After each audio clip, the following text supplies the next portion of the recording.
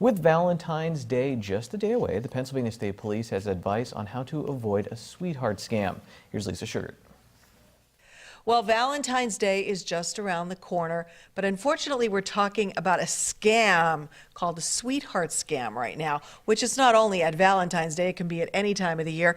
Here to tell us all about it is Trooper First Class David Peters, who is the Public Information Officer for the Pennsylvania State Police at Troop. And it's terrible that we have to be talking about a sweetheart scam. So tell us what exactly this is. Well, that's just basically the title that goes with it. I mean, I'm sure it comes in with Valentine's Day, but basically with the rise and increase of dating apps, you're beginning to see individuals manipulate those systems, befriend, get trust, and eventually swindle people and con them into providing large amounts of money over a period of time. Most of the time, never coming in contact with that individual before it's too late and their savings has been depleted and they sort of either move on to someone else or are juggling multiple people at the same time. So what do you have to do to avoid becoming a victim?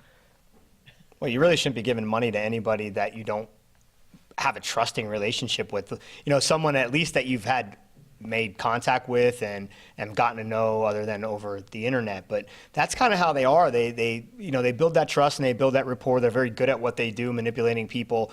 And then, eventually they have a serious life crisis and they ask for money, see how much they get, and then they keep going from there, all with the promise of meeting them someday. But most of the time, when that time comes for them to come in, they've come up with an excuse. And now the internet has allowed, multiple people to be scammed by one person at the same time.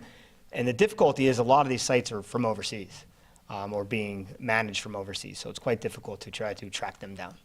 I would think it's difficult to even hear about these because if someone is a victim, they might be embarrassed, so they don't want to call authorities.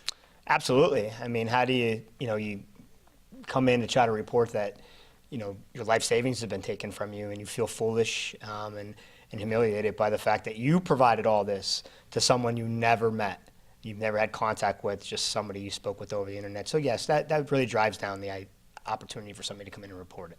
But they shouldn't worry about that. If there's a crime, they should report it. Absolutely. We're talking about your savings. You were conned. Someone took money from you. You are a victim, and you shouldn't worry about what that feels like, more or less, as a way to try to get your money back. All righty.